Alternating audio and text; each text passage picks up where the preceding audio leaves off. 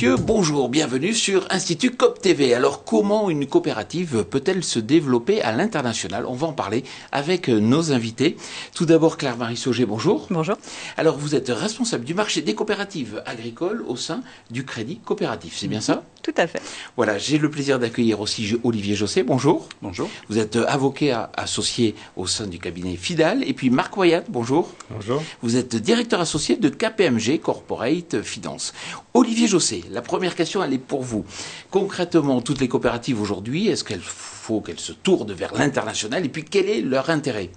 Alors, la réponse est affirmative. Il faut aller à l'international.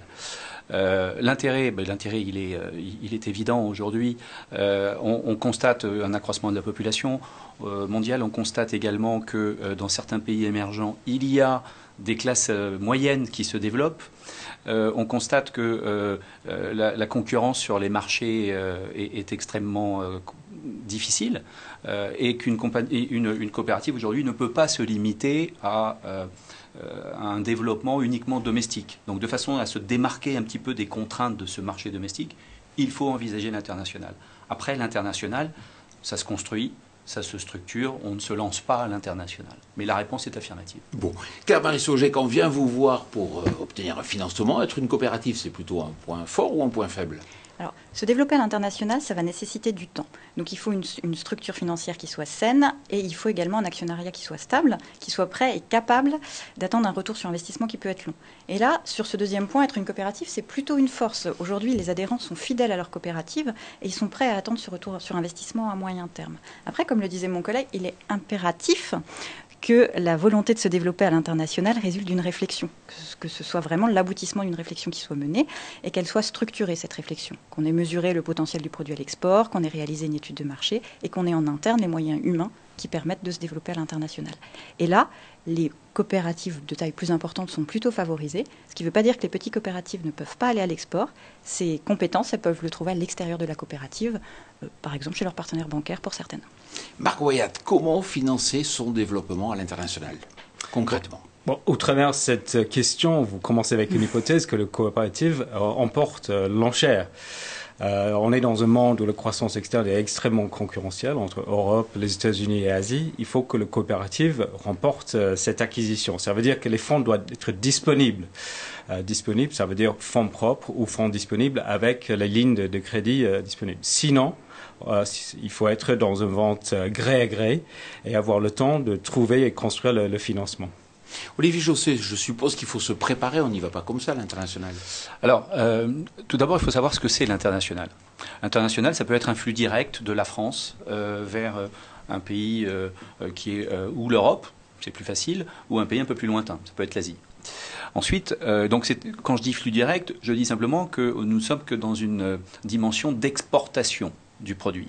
Ensuite, la coopérative peut se poser la question et se dire, dois-je envisager une implantation locale avec un degré de granularité qui est différent, qui peut être le simple rep office, donc le bureau de représentation, la succursale ou encore la filiale.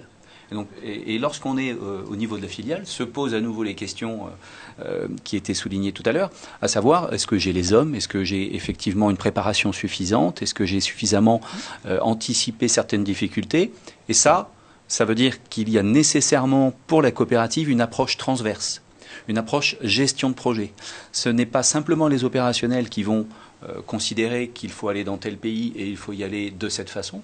C'est toutes les forces vives de la coopérative et pas simplement les opérationnels qui vont devoir effectivement réfléchir et structurer, que ce soit au niveau du financement, structurer cette approche du pays et des produits à décliner dans les pays qui sont targetés. Claire-Marie Sauger, je suis responsable d'une coopérative, je souhaite aller, ça y est, je suis prêt, je souhaite aller à l'international. Concrètement, qu'est-ce que je dois mettre en avant pour rassurer un financeur ? Alors évidemment, je vais regarder votre solidité financière. Je vais être très très attentive à cet aspect de stratégie qu'on a mentionné plusieurs fois. Et puis je vais faire le point avec vous. Je vais regarder si vous avez bien pensé à mettre en place tous les outils qui vous permettent de couvrir les risques qui sont inhérents à un développement à l'international. Par exemple, dans le cas d'une importation ou d'une exportation, il y a un risque de change. Si vous vendez ou achetez dans une devise qui n'est pas l'euro, je vais vérifier avec vous que vous avez mis en place des couvertures qui vous permettent de sécuriser au maximum votre marge commerciale. Je vais également attirer votre attention sur les règles d'Incoterm qui vont vous dire jusque où vous devez prendre en charge le transport, à quel moment intervient le transfert du risque.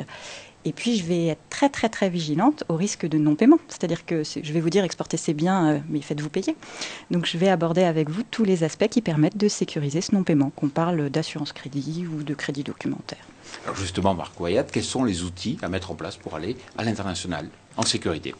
En termes de financement, le premier financement, c'est le financement interne. Il faut regarder la politique de dividendes pour mettre à côté un trésor de guerre pour faire ses acquisitions. Il faut également réfléchir à les investisseurs en fonds propres dans les filiales parce que c'est un secteur très attractif. Les investisseurs sont là aujourd'hui et prêts à travailler avec les coopératives. Il y a également les partenaires historiques, les banques qui sont tout à fait, qui ont connaissance profonde des coopératives. Mais il y a aussi, on est dans un marché, le marché qui s'ouvre, un marché, ce qu'on appelle le private placement, les assureurs qui s'intéressent au financement, qui sont prêts aussi à financer ces acquisitions. Alors vous en avez cité certains, est-ce qu'il y a des cas, des risques bien particuliers à connaître ? Il y a les risques partout, il faut juste faut les gérer.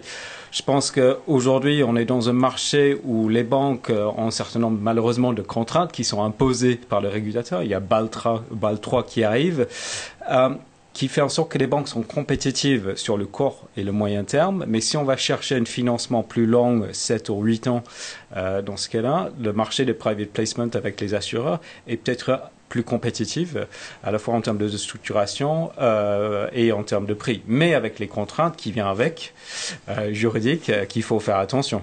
Alors justement, Olivier Josset, vous souhaitiez réagir ? Oui, je pense qu'à côté de la dette ou du private placement, effectivement, il y a également une dimension que les coopératives doivent mesurer, c'est la possibilité de trouver un financement complémentaire dans le cadre de partenariats avec des fonds d'investissement. On a vu certaines opérations très récentes où les fonds d'investissement s'intéressent de plus en plus à ce secteur, qui auparavant était un secteur un petit peu délaissé parce que pas suffisamment technique.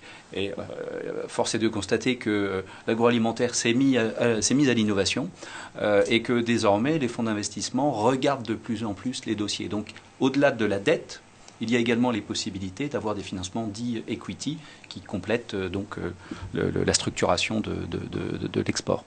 Claire-Marie Sauget, est-ce qu'il y a des financements que vous constatez qui sont peut-être mal connus ou pas assez connus des coopératives ? Alors je vais rebondir sur ce qu'ont dit mes deux confrères. Donc tout à fait, sur ces fonds d'investissement, on a tendance à penser qu'ils sont réservés aux PME, aux ETI ou aux filiales qui n'ont pas le statut de coopérative. C'est faux, il existe aujourd'hui des fonds d'investissement qui sont vraiment destinés aux coopératives et qui peuvent intervenir directement en quasi-fonds propres dans les coopératives. Et puis d'une manière générale, on peut constater que les plus petites coopératives s'autocensurent, c'est-à-dire qu'elles considèrent que les outils qui existent aujourd'hui sont trop compliqués pour elles ou pour des tailles de marché qui sont trop importantes par rapport à ce qu'elles font. Ce qui n'est pas du tout le cas. On a des outils de couverture de change et puis de couverture du risque client qui sont tout à fait adaptés à des petits marchés. Alors juste pour finir, peut-être un indicateur, quelque chose de pratique, Olivier Josset. Si je suis un chef d'entreprise, vous avez parlé tout à l'heure du fait qu'il faille se préparer concrètement. Quel est l'indicateur qui dit c'est bon, on est prêt à aller à l'international ? Je pense que l'indicateur, c'est toujours le même, c'est les équipes en interne. S'assurer que les hommes clés sont bien entourés, en interne, mais également en externe, parce que dès l'instant où on va dans un autre pays, la proximité n'est plus là. C'est compliqué d'avoir parfois de l'information de la filiale. On a envoyé quelqu'un.